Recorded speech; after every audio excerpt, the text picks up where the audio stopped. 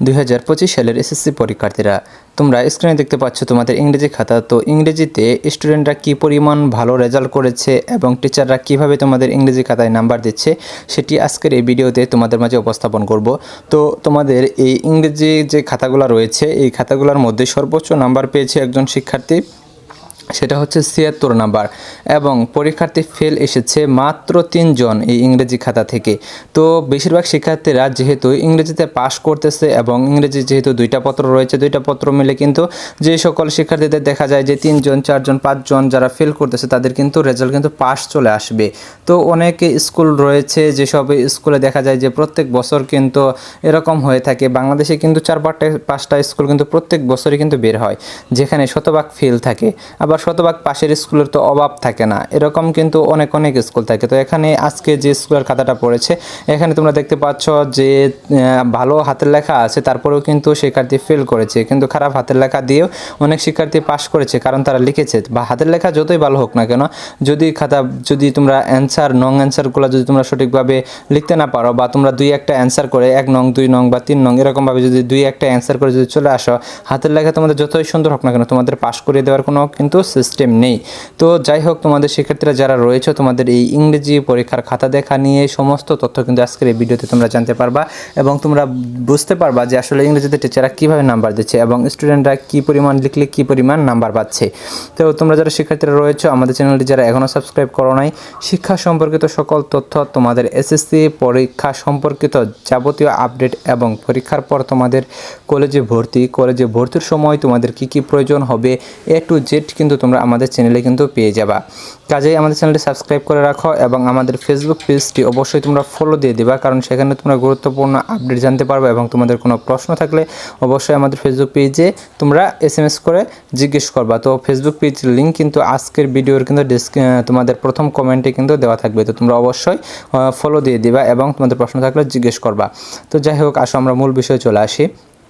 তো দেখো, তোমাদের এই যে ইংরেজি খাতাগুলো দেখা হচ্ছে, এই ইংরেজি খাতাগুলো আসলে তোমাদের কিভাবে নাম্বার দিচ্ছে টিচাররা।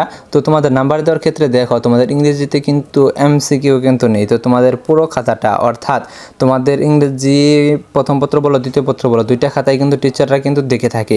সেক্ষেত্রে তোমাদের জন্য সবচেয়ে বড় একটা সুবিধা হচ্ছে তোমাদের MCQ নেই, কারণ তোমরা জানো যে তোমাদের অন্য বিষয়ে MCQ রয়েছে, যেমন বাংলা, গণিত, এই বিষয়গুলোতে MCQ রয়েছে।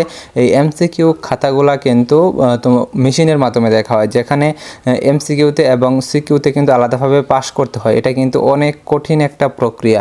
তো 2017 সালে যেহেতু এই নিয়মটা চালু করেছে, এর আগে কিন্তু MCQ CQ 2টা মিলেই পাস করতে হতো। তো এখন আলাদাভাবে পাস করতে হয়। এজন্য কিন্তু বেশিরভাগ শিক্ষার্থীরা, অর্থাৎ দেখা যায় যে 15-16 লাখ বা 18-20 লাখ শিক্ষার্থী যদি পরীক্ষা দেয়, সেখানে 5 লাখ 7 লাখ শিক্ষার্থী কিন্তু ফেল করে যায় শুধুমাত্র এই MCQ এর কারণে।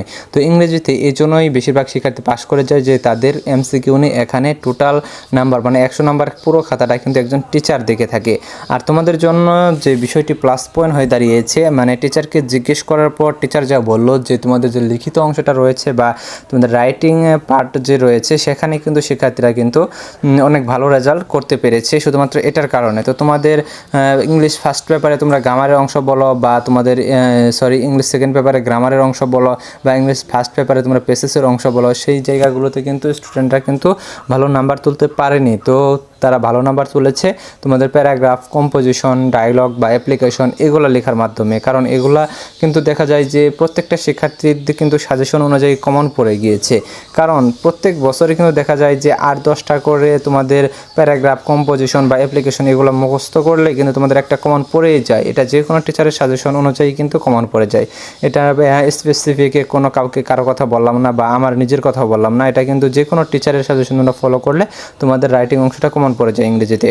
তো দেখো, তোমাদের এই যে এই খাতাগুলাতে দেখা গেছে যে স্টুডেন্টরা কী পরিমাণে তোমাদের লিখেছে। তোমাদের বলি, একটা খাতা তোমাদের দেখা হয়েছে যেখানে সর্বোচ্চ ভালো হাতের লেখা, অথচ সেই স্টুডেন্ট মাত্র কয়েকটা নং লিখেছে, মানে সে 5 নাম্বার তুলতে পারবে এরকম লেখাও লিখে নাই, যার কারণে কিন্তু টিচার কিন্তু তাকে পাস দিতে পারে নাই। তবে তার হাতের লেখা এত সুন্দর ছিল, যদি সে আরও বেশি লিখতে পারতো তাহলে হয়তো বা টিচার চেষ্টা করতো তাকে অবশ্যই পাস করে দেওয়ার জন্য।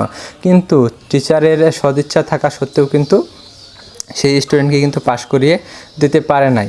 তো তোমাদের এরকম কিন্তু দেখা গেছে যে অনেকে হাতের লেখা খারাপ থাকার পরও মানে অনেক হাতের লেখা এরকম রয়েছে যে ঠিকমতো বোঝাই যাচ্ছে না, তারপরও মানে ফুল অ্যান্সার করে এসেছে, ওই শিক্ষার্থীগুলো কিন্তু পাস করে গেছে। কিন্তু হাতের লেখা এত সুন্দর স্পষ্ট থাকার পরেও একজন শিক্ষার্থী না লেখার কারণে কিন্তু ফেল পড়ে যাচ্ছে। এই হচ্ছে তোমাদের ইংরেজির অবস্থা। তো তোমরা অনেকেই দেখা গেছে যে 3 নাম্বার 2 নাম্বার বা 1 নাম্বারের জন্য তোমাদের রেজাল্ট ফেল চলে আসছে, এরকম কিন্তু অনেকে দেখা গেছে। তো এখানে যে খাতাগুলো রয়েছে তাদের মধ্যে তো একটাও A+ আসেনি, তো এটা আসলেই দুঃখজনক একটা ব্যাপার। তো তারা যদি আরেকটা পত্রে যদি ভালো রেজাল্ট করে তাহলে অবশ্যই তাদের A+ আসতে পারে দুইটা মিলে। তো এখানে যেহেতু সর্বোচ্চ নাম্বার হচ্ছে 76 নাম্বার এবং তোমাদের সর্বনিম্ন নাম্বার বলতে তোমাদের সর্বনিম্ন নাম্বার 33ই এসেছে, কারণ অনেক শিক্ষার্থী দেখা গেছে যে 2 নাম্বার 3 নাম্বার এরকম কম পেয়েছে। তো সেই সব শিক্ষার্থীদের কিন্তু খাতাটা ভালোভাবে যাচাই বাছাই করে টিচার কিন্তু 2-1 নাম্বার দিয়ে তাদেরকে পাস করে দিয়েছে। কিন্তু যাদের দেখা যায় যে একটু বেশি নাম্বার রয়েছে, যেমন 5 নাম্বার 6 নাম্বার 7 নাম্বার বা তার চেয়ে আরও কম যাদের ঘাটতি রয়েছে তাদেরকে কিন্তু পাস করে দেওয়া হয়নি, কারণ তারা দেখা গেছে যে অনেকে লিখেছেও কম, তাদেরকে পাস করে দেওয়ার মতো কোনো সিস্টেম নেই। যদি থাকতো টিচার অবশ্যই কিন্তু চেষ্টা করতো পাস করিয়ে দিতে। তো তোমরা শিক্ষার্থীরা যারা ইংরেজি পরীক্ষা নিয়ে টেনশনে রয়েছে, তো তোমাদের টেনশনের কোনো কারণ নেই, কারণ হচ্ছে যে এইভাবেই কিন্তু প্রত্যেকটা শিক্ষক কিন্তু খাতা দেখছে, শিক্ষা বোর্ডের খাতাগুলা। কারণ কোনো টিচারই চাচ্ছে না যে স্টুডেন্ট ফেল করুক বা একটা বছর স্টুডেন্টদের লস যাক, এটা কিন্তু কোনো টিচারই চায় না। কাজেই তোমরা শিক্ষার্থীরা যারা রয়েছে এটা নিয়ে তোমাদের টেনশন করার কোনো কারণ নেই। তোমরা ইংরেজিতে মোটামুটি প্রায় সকলেই কিন্তু পাস করে যাবা। শতকরা দেখা যাবে যে তোমাদের 2% বা 3% তোমাদের ফেল আসবে, যারা আসলে খাতায় লিখতেই পারে না, এক কথায় তাদেরই কিন্তু মোটামুটি ফেল আসবে। আর যারা লিখতে পেরেছ তাদের কিন্তু দেখা যাবে যে তোমাদের রাইটিং অংশ রয়েছে যে প্যারাগ্রাফ কম্পোজিশন, এই অংশটা থেকে কিন্তু তোমরা শিক্ষার্থীরা পাস করে যাচ্ছ। এটা কিন্তু তোমাদের জন্য দারুণ একটি ব্যাপার। আরেকটা বিষয় হচ্ছে যে তোমাদের জন্য সাপ্লিমেন্টারি যে সিস্টেমটা সেটা কিন্তু তোমাদের বর্তমান সমসাময়িক দাবি হয়ে দাঁড়িয়েছে। শিক্ষার্থীরা ফেসবুক গ্রুপগুলোতে কিন্তু এই দাবিটা করতেছে যে যারা পরীক্ষায় ফেল করবে তাদের 1 মাস পরে যাতে আরেকটা পরীক্ষা নেওয়ার মাধ্যমে তারপরে তাদেরকে উত্তীর্ণ হওয়ার সুযোগ দেওয়া হয়।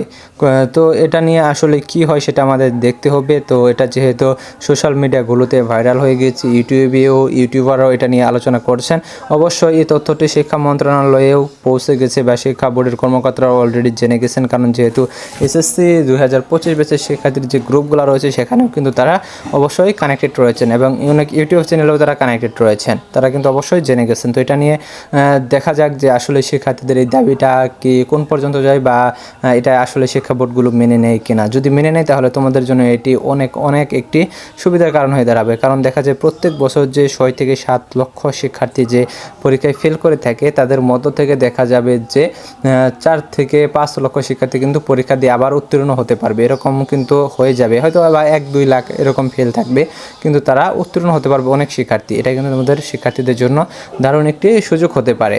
তো তোমরা যারা শিক্ষার্থীরা রয়েছ আমাদের চ্যানেলটি যারা এখন পর্যন্ত সাবস্ক্রাইব করো নাই অবশ্যই সাবস্ক্রাইব করে আমাদের চ্যানেলের সাথে যুক্ত হয়ে যাও। ধন্যবাদ সকলকে পুরো ভিডিওটি দেখার জন্য।